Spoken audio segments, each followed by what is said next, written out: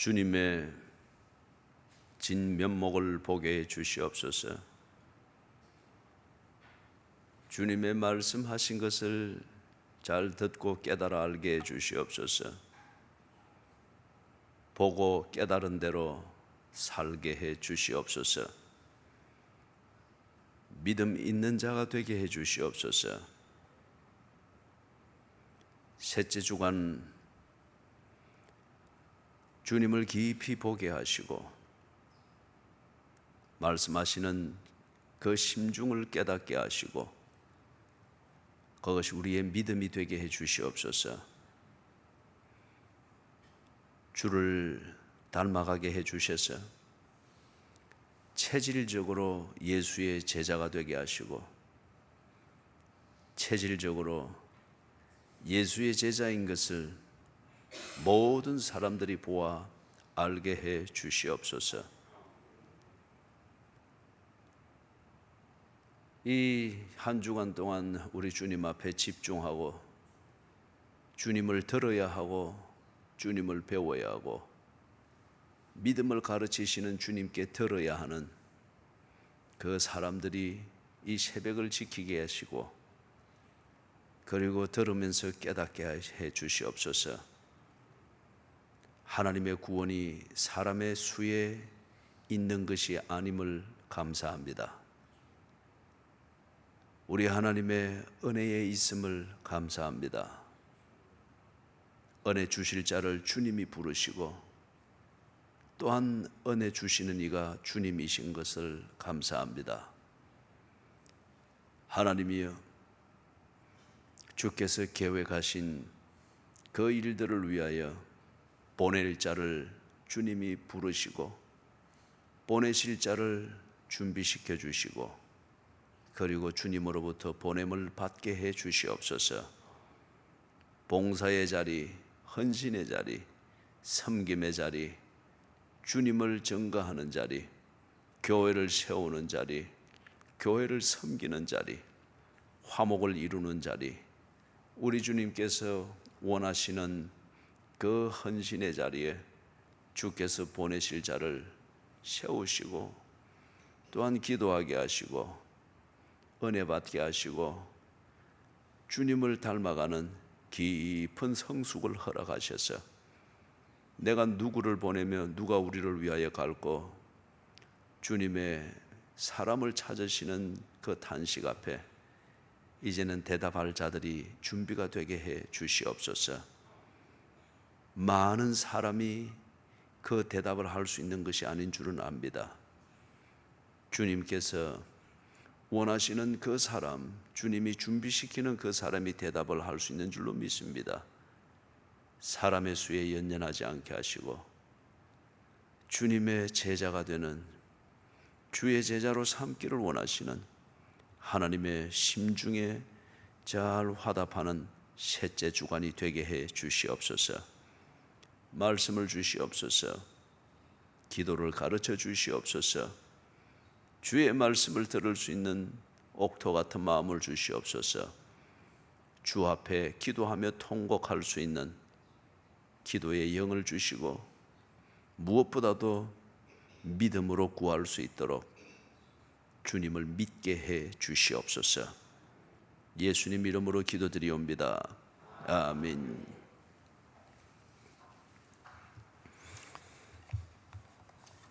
누가복음 22장입니다. 누가복음 22장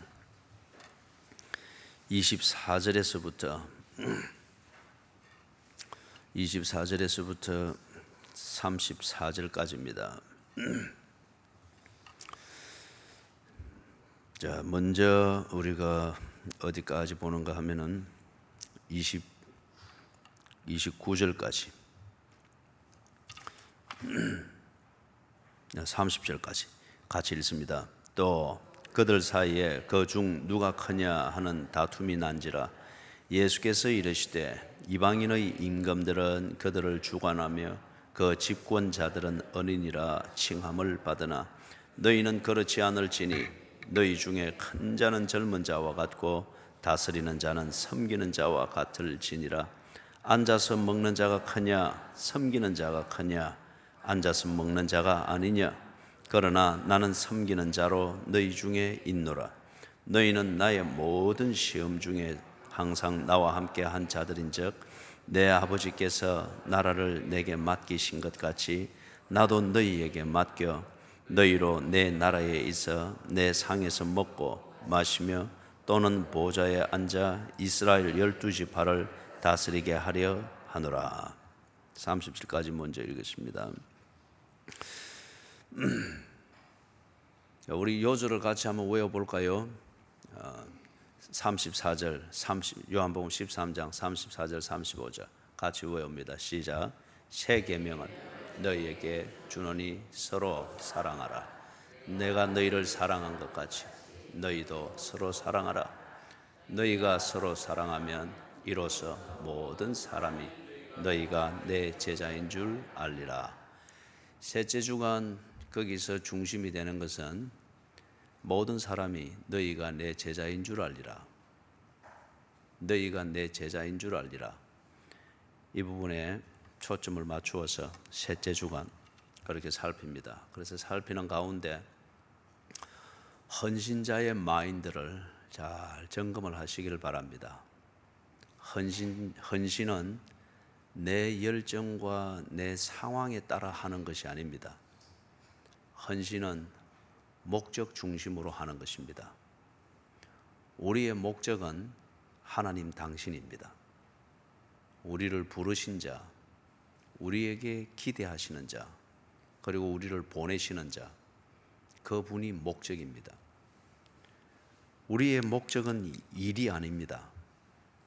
우리의 목적은 필요할 때는 일을 하게 하시고 필요할 때는 우리가 일을 만들어서 해야 될 그 근본인 하나님입니다. 그렇기 때문에 하나님이신 예수, 아버지이신 하나님, 영이신 성령, 그분을 모르고는 헌신은 불가합니다. 그렇기 때문에 이 셋째 주간을 통해서 성경을 통하여서 기도를 통하여서 그리고 새벽과 여러분의 체질과 체력과 싸우는 그 경건의 생활을 통하여서 여러분에게 오신 예수님을 깊이 들여다 보십시오.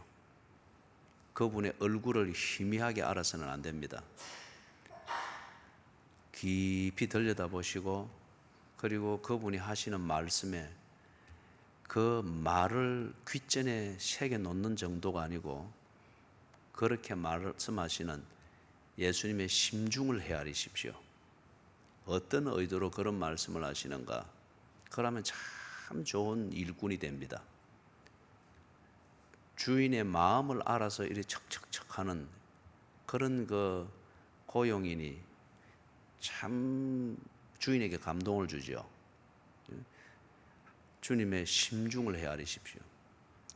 그런 다음 거기서 예수님을 깊이 보고 그분의 말씀 속에 있는 그분의 심중을 헤아린 그 깨달음을 중심으로 해서 우리가 모든 것을 다 고쳐야 됩니다. 열정으로 합리화할 것도 아니고 내게 있는 좋은 마음 이것으로 합리화할 것도 아니고 뭐 우리에게 좋은 마음이나 열정이 없어서 교회 생활에 상과 같은 문제가 있습니까? 자식 사랑하는 마음 없어서 가정에 상과 같은 문제가 가득합니까?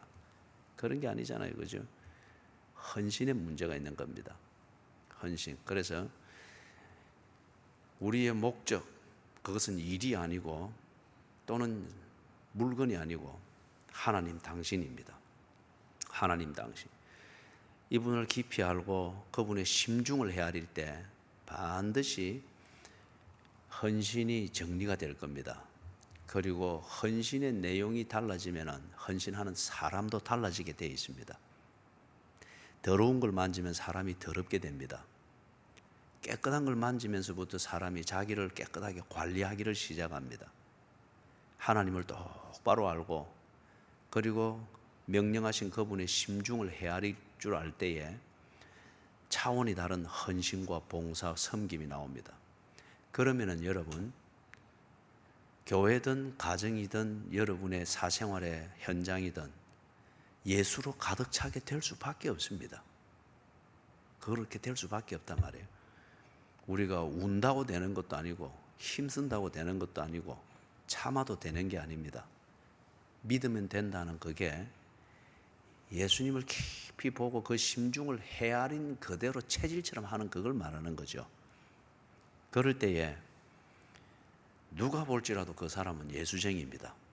그죠? 누가 볼지라도 그 사람은 예수쟁이입니다. 그래서 우리 셋째 주간에 이걸 하는 것이 목적입니다.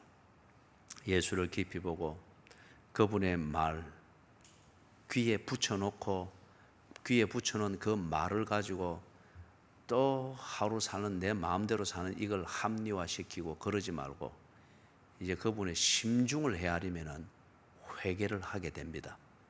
심중을 헤아리면은 마음이 아픈 게 있어요. 한 말만 딱 귀에 붙이고 다니니까 그거 가지고 늘 내 더러운 생각과 그걸 자꾸 합리화시키는 도구로 쓰게 되는 거죠. C.S. 루이스라고 하는 이 탁월한 분이 있습니다.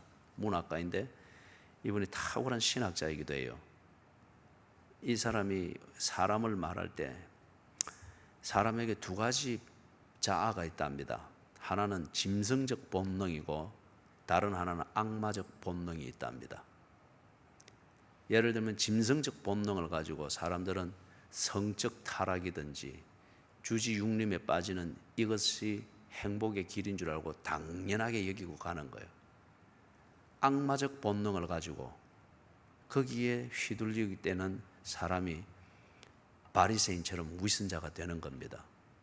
사람을 음해하고 뒷얘기하고 그 다음에 내가 서기 위해서 상대방을 약자로 만들어버리는 그건 악마적 본능을 따라가기 때문에 그렇습니다.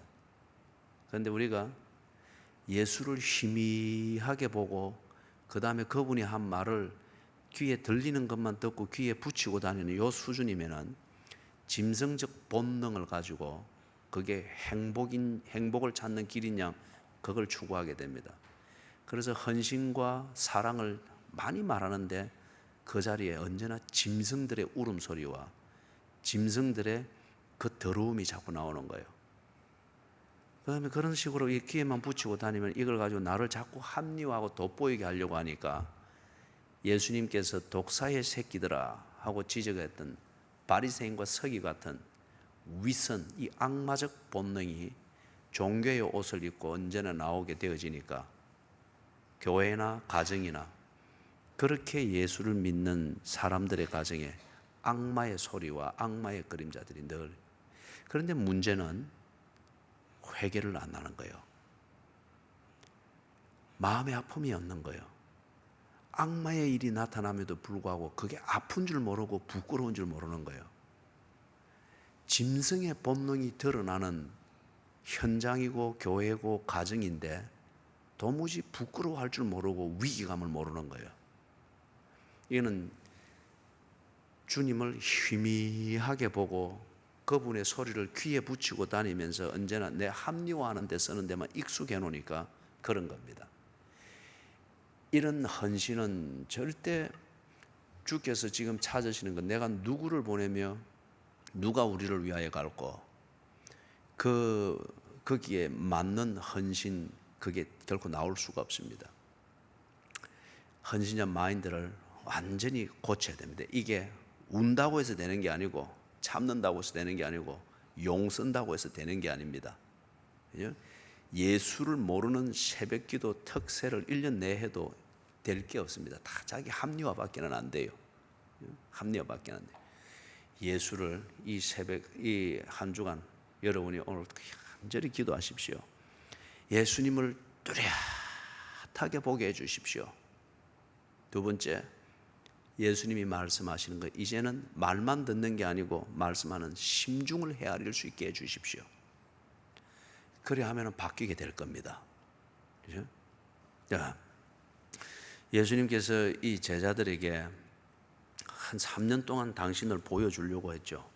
그리고 말씀하시는 거, 우리 어제 오후 예배도 봤지만 무화과 나무를 그 자리에서 마르게 하고 그게 왜 그런가 그래 하면서 그 말씀을 하는 심중을 보고 깨닫도록 하기 위해서 3년 동안 이 제자들에게 많은 공을 들였습니다. 그런데 이제 이 마지막 부분에서 이 제자들이 어떻게 되어 있는가 보니까 24절에 또 그들 사이에 그 중 누가 크냐 하는 다툼이 난지라. 짐승입니다. 여전히 이 사람들은 악마입니다. 거기에 폼을 잡고 근사하게 나오게 된 것은 3년 동안 예수 따라다니면서 그렇게 말재간이 늘었고 뭔가 신비감을 자아내는 그런 경건의 모양이 몸에 붙어 있는 거예요. 그런 모양새를 가지고 여전히 짐승입니다. 여전히 악마입니다. 그렇기 때문에 지금 예수 옆에 있으면서도 이 사람들은 전혀 다른 생각, 다른 일을 하면서 모양새는 보면은 헌신자입니다. 예수와 동고동락하고 있으니까. 그런데 그 모양새 안에서, 헌신자 모양새 안에서 뭘 하는 거예요? 그 중 누가 크냐 하는 다툼이 난지라. 그죠? 예. 자, 졸지 말고 졸음이 오고 하면 일어서십시오. 졸음이 오고 하면은 힘들게 와가지고 졸고 눈도장만 찍고 간다고 되는 게 아니단 말이에요. 그게 지금까지 우리가 하는 얘기예요. 그죠? 귀에만 붙이고 가고 건성 들었던 것만 가고 하니까 악마를 못 뽑아내는 거예요. 짐승의 수준을 못 넘어가는 겁니다. 그리고 지금 24절 같이 되어버리는 겁니다. 예? 모양새는 제자입니다. 그런데 제자의 명분과 그 모양새를 가지고 하는 건 뭡니까? 누가 크냐 하는 이 기회를 쟁취하기 위해서 다투고 있습니다. 다투는 건 다른 게 아니죠. 상대방을 나보다 약하게 만들고자 하는 이 몸부림이 다툼입니다. 예? 그게 짐승이고 악마죠. 자, 전혀 이 사람들이 지금 예수를 모르고 있는데, 근데 예수님의 심중이 뭐냐? 25절, 26절에서 그렇게 다투고 있는 이 사람들에게 어떤 의미에서는 너희들이 헌신자로서, 제자로서 리모델링이 돼야 되겠다. 그거는 너희들이 정말 헌신을 하고 있는 목적이 뭔지를 모르고 있구나. 지금 그것을 얘기해 주는 것과 같습니다. 25절, 26절에. 그 다음에 27절, 28절, 그 다음에 30절까지. 정말 예수님께서는 이 제자들에게 어떤 계획을 가지고 있는지, 다시 말해서 이사야서 6장 8절에 있는 것처럼 내가 누구를 보내면 누가 우리를 위하여 갈고, 하나님이 찾으시는 사람, 그 찾으시는 사람을 위해서 예수님께서 3년을 동고동락하면서, 이 제자들은 자기들이 예수님과 함께 동고동락해 준 걸로 생각을 한 거예요. 그러나 그렇지 않습니다. 예수께서 이들에게 와서 동고동락해 주고 계십니다. 예수를 알도록 하기 위해서. 그래서 27절, 28절, 29절, 30절과 같은 사람이 되게 하기 위해서 예수님이 동고동락해 주고 있단 말이에요. 우리가 이 마인드를 이 새벽에 쫙 고쳐야 됩니다. 우리가 새벽 기도 해주는 게 아닙니다. 교회를 위하여서 새벽 기도 참석해 주는 게 아닙니다. 그런 게 아니에요. 물론 우리가 몸이 천근만근이라도 불불 기다시피 해서 나올 때에 서로에게 힘이 되고 격려가 되는 그런 요소는 있습니다. 그런 좋은 부분이에요. 그러나 본질적으로는 우리가 기도해 주는 게 아니에요. 기도할 수 있는 이 자체가 특권이고 하나님의 은혜입니다. 하나님의 은혜. 그죠? 그런 사람 되게 하기 위해서 27절, 28절, 29절, 30절 이게 되기 위해서 예수님이 3년 동안 이 아무 보잘것없고 갈릴리 호숫가에 그냥 비린내나 피우는 그런 평생을 살던 이 어부들에게 예수님이 동고동락해 주신 겁니다. 그 목적은 이들을 뭡니까? 하나님의 상에서 먹고 마시는 자 되도록 하기 위하여서, 그러고 기둥 같은 장로들로 세워서 하나님 나라의 일들을 위하여 그렇게 쓰임을 받을 수 있는 사람으로 만들기 위해서 그리 했는데, 제자들은 예수님의 이 심중을 모르는 거예요. 기껏 예수님의 은혜의 울타리 안에서 하는 것은 누가 큰 자냐, 이것 다투고 있다고 이 말이에요. 그래서 예수님이 이걸 이래 가르쳐 주신 거는, 내 계획은 이런 것이다. 이 계획을 위하여서 내가 너희들에게 3년을 함께 있어 주면서 일이 하는데, 너희들이 정말 나를 똑바로 보지를 않았구나. 그리고 내 말하는 그 심중인 무언가를 너희들은 이해하려고 한 번도 인격적으로 내 말을 들은 적이 없구나. 그리 하시면서 31절 이하를 말씀을 하는 겁니다. 여기서 31절 이하를 보면서 정리하기 전에 조금 더 봅니다. 예수님이 이 제자들과 동고동락을 해주면서 제자들이 참 예수님을 몰랐죠. 그리고 예수님이 이것 좀 하라고 우리 특별 새벽기도 하듯이 특별하게 가르치기도 하고 보여주시기도 하고 그래 했단 말이에요. 예를 들면은 벳세다 들녘에서 남자만 5천 명 되는, 그럼 전체 군중 약 2만 명이 될 거예요. 먹을 것이 없어서 그들을 먹을 것을 주려고 예수님은 그들에게 먹을 것을 주라 그래 했는데 제자들은 그게 돈으로 보였습니다. 200데나리온의 떡을 사야 합니다. 그런데 어디서 그 돈이 나옵니까? 예수님을 너무 모르고 있습니다. 그렇기 때문에 예수님의 하는 일에 아무 도움이 안 됐습니다. 옆에서 그냥 먼지만 피우고 딱딱 따지기만 했지 예수의 일에 도움이 되는 헌신자들이 아니었습니다. 그래도 이 2만 명이 모이는 이 군중 속에서 그들은 예수의 제자로 행세를 했습니다. 그러나 예수님을 전혀 모르고 있습니다. 예수님은 사람을 먹이는데, 굶주린 자들을 먹이는데 예수님은 지금 집중되어 있는데 제자들은 그것에 드는 비용을 계산을 하고 있습니다. 이는 헌신이 아닙니다. 그 다음에 다른 예로 귀신 들린 아들을 데려온 사람이 있었죠. 자기 아들이 귀신 들려서 데려와서 제자들이기 때문에, 예수의 제자들이기 때문에 다 고칠 수 있을 것이다 해서 데려왔는데 제자들이 그것 가지고 헤매고 있었습니다. 예수님께서 그 제자들에게 그 이유를 말했죠. 너희 믿음이 작은 까닭이로다. 이 사람들이 예수 주변에 있으면서 자기들 나름대로 헌신을 하면서 생색은 냅니다마는 예수를 온전히 믿지는 않았습니다. 그렇기 때문에 서성 예수님이 하는 그 일을 이 사람들이 하지를 못했어요. 예수님은 하나님의 권능을 사용을 하는데 이 제자들은 하나님의 권능을 도무지 감각조차 없었습니다. 헤매고 있었습니다. 참 재밌는 일이에요. 여러분에게 산과 같은 인생의 문제, 여러분 이거는 겹겹이 다가오고 있습니다. 겹겹이. 하나님의 은혜는 산이 없는 길을 주는 법이 없습니다. 산이 없는 길을 보았습니까? 길은 언제나 산을 끼고 있습니다. 언제나 하나가 지나면 또 오고 그렇게 오게 되어 있습니다. 그런데 문제는 이 산과 같은 인생의 문제를 처리하는데 예수님이 문제를 처리하던 방식으로 도무지 처리할 줄을 모르는 거예요. 산과 같은 문제가 내게 다가오면 오히려 그게 정말 산인 줄 알고 그 산처럼 오만해지고 교만해진단 말이에요. 예수님은 그러지 않았습니다. 당신의 사역에 산 같은 문제가 있을 때 아버지 하나님 앞에 꿇어 엎드렸습니다. 그래서 때로는 울기도 하셨습니다.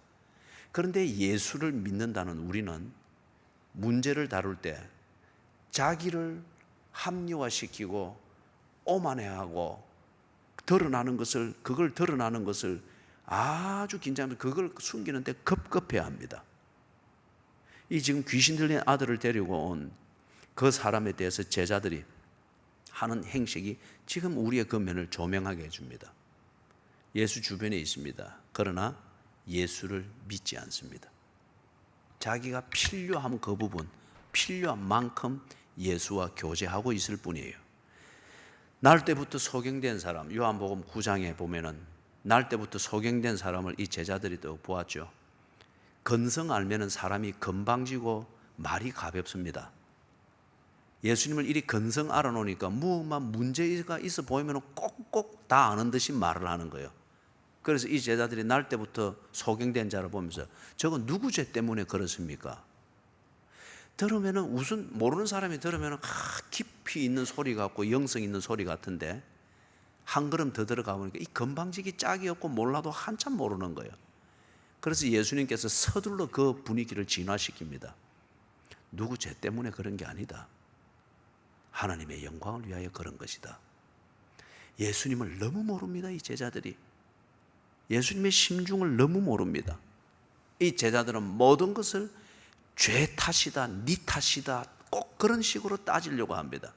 문제가 생기면 꼭 누구의 책임으로 전가해서, 그래 해서 나를 일단 안전하게 만드는 이런 수만 자꾸 예수 옆에서 배우고 있단 말이에요.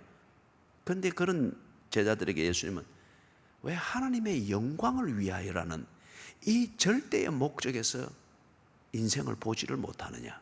하나님의 영광을 위하여, 그걸 가르쳐 주셨습니다.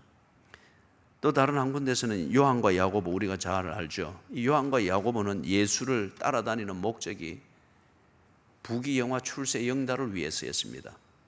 남들보다 더 빨리 선수를 쳐서 좌편에 우편에 우의정되고 좌의정되는 것, 그래서 예수 믿어서 복받고 고생하지 않고 내 하고 싶은 대로 다 할 수 있는 그런 어떤 것이 마련되는 것, 그게 예수를 열심히 믿어야 되고 기도해야 되고 그런 것으로 알았습니다. 그런데 예수님의 대답은 뭐라 그러십니까? 나의 마시는 잔을 너희가 마실 수 있느냐? 그죠? 나의 마시는 잔을 너희가 마실 수 있느냐? 하나님의 영광을 위하여 자기를 깨끗이 부정할 수 있는, 그걸 정말 옳은 줄 알고 그렇게 할 수 있느냐는 거예요. 그런데 이 사람들이 할 수 있다 큰 소리는 쳤는데 그 말이 무슨 말인지를 몰랐죠. 그래서 큰 소리 친 것만큼 더욱더 망신살이 삐쳤습니다. 그게 뭐였죠? 토요일 날 우리가 보았습니다. 누가복음 22장에서 예수님께서 정말 자신의 마시는 잔을 위하여서 밤새 기도하며 한 번 죽는 것과 같은 그런 기도의 시간과 아버지 앞에서 몸부림을 칠 때 이 제자들은 어떻게 했죠? 잤습니다. 왜냐하면 나의 마시려는 잔을 너희가 마실 수 있느냐? 마실 수 있습니다. 그들이 생각하는 잔은 복으로 생각했습니다. 예수 따라다녔으니까 당연히 모든 문제나 모든 어려움이나 이거 내가 고민 안 해도 예수 그만이 따라다녔으니까 척척척척 해결해 주는 어떤 그런 정도로 생각해서, 그래서 내가 예수와 함께만 있어주면 되는 어떤 그런 잔으로 생각을 했겠죠. 그런데 예수님이 당신의 마시려는 잔을 위해서 밤새워 그렇게 몸부림을 칠 때 이 사람들은 그게 예수가 마시려는 잔인지 감각조차 없었습니다. 할 일 다 했다 생각하고 그들은 자고 있었습니다. 같이 있어주는 것만 해도 됐지 뭐 하는 이런 거죠. 예수를 몰라도 너무 몰랐습니다. 마지막 부분 한 군데 더 살펴볼 것은 예수님이 잡히시죠. 잡히시는데 기도 다 피가 나도록 기도하셨는데, 그런 다음에 아버지의 응답은 비참하게 잡히는 거였습니다. 당신이 마시려는 잔의 시작입니다. 그런데 이 제자들은 어떻게 되죠? 다 흩어져 도망하니라. 거기서 베드로는 저주하며 맹세하여 가로되 내가 그를 모른다 하니라. 베드로의 이 모습을 예수님이 어떻게 말씀하시는가 한번 봅니다. 31절에서부터 34절 같이 읽습니다. 시몬아 시몬아 보라, 사탄이 너희를 밀가부르듯 하려고 요구하였으나 그러나 내가 너를 위하여 네 믿음이 떨어지지 않기를 기도하였노니 너는 돌이킨 후에 네 형제를 굳게 하라. 그가 말하여 주여 내가 주와 함께 오게도 죽는 데에도 가기를 각오하였나이다. 이르시되 베드로야 내가 네게 말하노니 오늘 닭 울기 전에 네가 3번 나를 모른다고 부인하리라 하시니라. 12제자 중에서 특별히 베드로가 예수님을 다 한다 생각하였고 지가 있어 줌으로 말미암아서 또는 지가 그렇게 헌신해 줌으로 말미암아서 예수님이 살아난다고 생각했습니다. 그렇기 때문에 예수님이 특별히 베드로를 염려하면서 한마디씩 할 때마다 베드로는 2마디 3마디를 더 내세워서 예수님이 하는 말과 전혀 다른 포인트에서 예수에 대한 자신의 염려와 자신의 각오를 말하는 것에 늘 그리 급급했습니다. 이거는 열정입니다. 그러나 헌신은 아닙니다. 지금 베드로가 해야 될 게 뭐냐? 시몬아 시몬아 보라, 사탄이 너희를 밀가부르듯 하려고 요구하였으나. 지금 이게 현실이고 직면입니다. 지금 구구한 변명할 때가 아닙니다. 구구한 변명할 때가 아니고 자랑할 때가 아니고 내가 예수님을 위해서 또는 교회의 부흥을 위해서 가정의 자식들을 위해서 무언가를 할 수 있다고 자랑하고 그것에 대해서 자원을 구하고 할 때가 아닙니다. 사탄이 밀가부르듯 하리라. 당신의 자녀가 죽고 있습니다. 교회가 무너질 수가 있는 거예요. 큰 소리 칠 때가 아닙니다. 내가 내 방식대로 하는 열정과 헌신 때문에 무언가 교회가 살아나고 뭔가 가정이 확 살아나고 자녀들이 뭔가 다 풀어지고, 아니에요. 사탄이 밀가부르듯 하리라. 이미 사탄의 체질 위에 당신의 자녀가 올라가 있습니다. 교회의 미래가 올라가 있습니다. 내가 열심히 기도하고 있다는 착각 속에 있는 내가 밀가부르듯 하리라. 올라가 있습니다. 그거 지금 널 뛰는 것도 아니고 시소 타는 게 아니란 말이에요. 베드로가 지금 그것으로 착각을 하고 있습니다. 도무지 한 예수의 말씀을 듣지를 못합니다. 이 말을 하고 있는 예수의 눈을 똑바로 보지를 못합니다.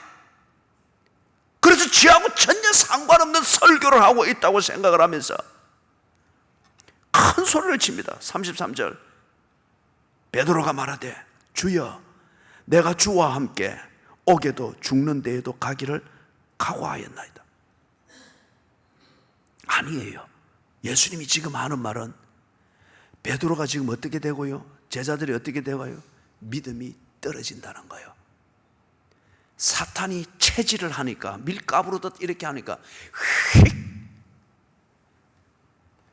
화려한 변명, 구구한 변명, 이게 하나님의 뜻이니 내가 마음을 정했느니 우쩌니 해서도 그거 다 거짓말이고 지금 이 상황과 상관없는 얘기고 산을 옮기는 거하고 아무 상관이 없는 얘기예요. 사탄의 체질, 밀가부르듯 하는 여기서 그냥 놀아나는 것에 지나지 않는 예수의 말을 들어야 됩니다. 예수의 말을 들어야 돼요. 그 말을 하는 진정성을 가지고 그 말씀을 하는 예수님의 눈동자를 봐야 됩니다. 이 말이 거추장스럽다 이렇게 귀에 붙은 말로만 듣지 말고 이 말을 하는 심중을 헤아려야 되는 거예요. 믿음이 지금 떨어진다는 거예요. 그게 질 거라는 겁니다. 그리고 네가 초점을 맞춰야 되는 것은 네 각오를 말하고 각오를 가지고 큰 소리를 치면서 현실을 무마시키려고 하고 어중중하게 넘어가려고 하지 말고 네가 할 일은 뭐냐? 너는 돌이킨 후에 네 형제를 굳게 하라. 이게 지금 베드로가 할 일입니다. 베드로의 헌신은 이겁니다.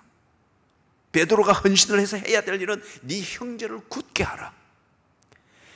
교회를 굳게 하고 믿음의 기초를 놓고 그리고 복음의 무엇인가에 흔들리는 자들에게 복음을 바로 말하고 본을 보이고 하는 이 일인데 베드로는 지 방식대로 예수와 함께 있어주는 것으로 착각을 하다 보니 내용도 없고 현실감도 없는 이 각오를 지 나름대로의 각오를 주장하고 각오를 세우는 것을 통해서 분위기 잡는 데만 그냥 급급한 거예요. 베드로가 뻥치는 걸 잘했잖아요. 이 뻥을 쳐서 분위기를 잡는데 늘 이게만 익숙해놓은 이 헛개비였단 말이에요. 요한복음 21장 나올 때까지. 34절 이르시되 베드로야 내가 네게 말하노니 오늘 닭 굴기 전에 네가 3번 나를 모른다고 부인하리라 하시니라. 사랑하는 여러분, 큰 소리 쳐서는 안 됩니다. 내 각오가 있기 때문에 다 괜찮을 것이라. 제가 이 새벽에 여러분의 자존심을 한번 건드려 볼게요. 여러분이 괜찮고 여러분의 스스로 가정도 그래서 괜찮고 우리 교회도 이래서 괜찮을 것이라고 생각하는 여러분 스스로 만들고 있는 각오, 그 각오대로 살고 있습니까?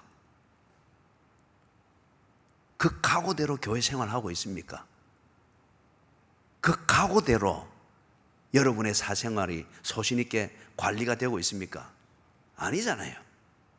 각오 내지는 결심과 우리의 현실은 너무 다르지 않습니까? 그렇기 때문에 결심을 주장하고 각오를 내세우고 이거 뻥을 치는 걸 가지고서 상과 같은 문제, 지금 사탄이 밀가부르듯 하는 이게 현실이 되어 있습니다. 이게 가정에 있습니다. 교회에 있습니다. 우리의 개인적 신앙생활에 있습니다. 사탄이 밀가부르듯 하고 있습니다. 그런데 나도 지금 그대로 살지 못하고 있는 내 각오, 이거 가지고 분위기 잡는다고 되는 게 아니에요. 큰 소리 친다고 되는 게 아니에요. 예수의 말을 들어야 됩니다. 예수의 말을. 네 믿음이 떨어진다는 거예요.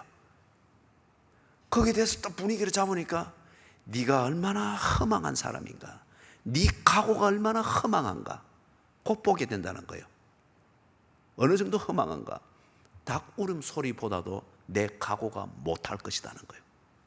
닭이 꼭 끼어오는 그때에 각오를 두고 큰 소리 치던 건 어디 가고 통곡하며 울 것이라고 합니다. 말씀을 정리합니다. 셋째 주간을 통해서 예수를 똑똑히 보고 예수의 말씀을 듣되 말씀하는 예수님의 심중을 헤아릴 수 있어야 됩니다. 희미하게 보고 지나가는 말 건성건성 듣고 귀에만 붙이고 다니면은 3년 동안 예수를 따라다녔던 이 제자들의 짝이 납니다. 그리고 마지막 부분에서 하는 것, 사탄이 밀가부르듯 하리라. 그 사탄의 체질에서 촐랑촐랑 되는 이것 가지고 말도 있고 입도 살아있고 뭐 어떤 이런 게 있습니다. 그게 지혜고 신앙이고 뭔가 내가 소신 있게 하는 것인 줄 알고 각오를 선포해 가면서 뭐 아니다 말이에요. 사탄이 밀가부르듯 하고 있는 거란 말이에요. 그죠? 그거는 헌신이 아니에요. 그거는 열정도 아니에요. 사탄의 체질에 놀아나고 있는 것일 뿐입니다. 예수의 말을 들어야 됩니다. 네 믿음이 떨어지지 않도록 내가 너를 위하여 기도했다. 그러면 오죽 우리가 기도해야 되겠습니까? 그죠? 그 다음에 그렇게 결심과 각오만 가지고 자꾸 분위기만 잡고 내 주장만 하고 회개할 줄 모르고 돌이킬 줄 모르고 밀가부르듯 하고 있으리라. 이걸 인정하자니 너무 창피스러울 것 같으니까 내가 사탄의 밀가부르듯 하는 체질, 최후에서 이렇게 놀아나고 있다니 말이 되나? 체면만 자꾸 챙기면서 이것을 예수의 말을 인정을 하지 아니하려고 할 때에 닭 울음소리 앞에 무너지는 참 허망한 베드로가 된다는 거예요. 예? 우리의 헌신이 이리 허망해서는 안 됩니다. 그렇기 때문에 헌신자 마인드를 리모델링하라. 이걸 위하여서 이 새벽에 우리가 한 가지 다 새겨야 될 것은 각오를 말하고 각오를 주장하고 각오를 가지고 분위기를 잡는 것, 이것 없애야 됩니다. 여러분의 가정 안에서도 이것 가지고 분위기 괜찮고 은혜 받은 거 착각해서는 안 됩니다. 회개해야 됩니다. 돌이켜야 됩니다. 말씀하는 주님의 눈을 똑바로 봐야 됩니다. 사탄이 밀가부르듯 하는 거기에 내가 지금 까불까불하고 있는 이 자체를 시인하는 것을 부끄러워해서는 안 됩니다. 각오만 말하고 큰 소리만 치고 오면서 이것을 부정해 나가면은 바로 믿음 떨어져서 그 짝이 납니다. 그죠? 다 도망가고 없잖아요. 예수님이 네가 그렇다, 믿음 떨어지지 않도록 내가 기도했다. 그럼 정신을 바짝 차려야 됩니다. 그죠? 바짝 차려야 됩니다. 체면이고 뭐고 헌신자에게 그리스도의 노예가 무슨 체면이 있어요? 노예는 주인의 말을 듣고 바로 하는 게 노예죠. 주님이 이렇다면 사실입니다. 바짝 엎드려야 됩니다.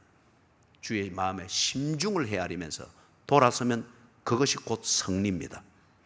주의 말씀이 내 체면을 구긴다 하여 각오와 주장과 내가 옳다고 하는 것을 주장을 하는 것으로서 이래 되면 그냥 밀가부르듯 하는 거기에서 그 다음 나오는 이 비참함이 그냥 우리의 현실이 되어버리는 거예요.